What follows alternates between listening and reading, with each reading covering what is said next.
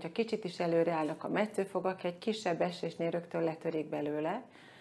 Ez, hogyha tejfogról van szó, akkor általában csak annyira látjuk el, hogy a maradó fog csírája ne tudjon sérülni. Magát a tejfogat kiegészíteni nem nagyon szoktuk, ez inkább maradó fogaknál fontos, és hogyha előtt ugye fogszabályzással tudná korrigálni, hogy ne álljon előre a fog, akkor ezeknek az esélye nagyon lecsökkenne, de sokszor már későn van a fogszabályzó ehhez, és nagyon szépen ki lehet egészíteni a letört maradófogakat.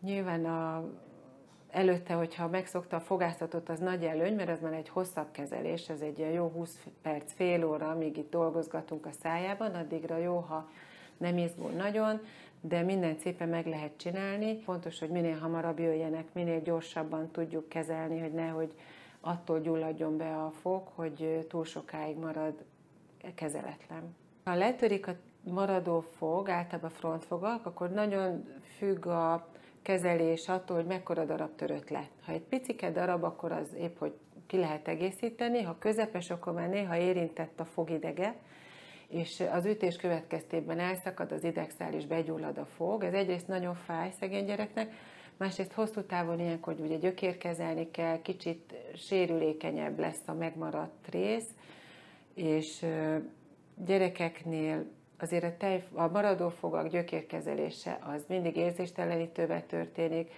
kicsit traumás ez egy gyereknek, tehát jobb, hogyha megszokott már minket előtte, és sokszor ez több kezelés egymás után.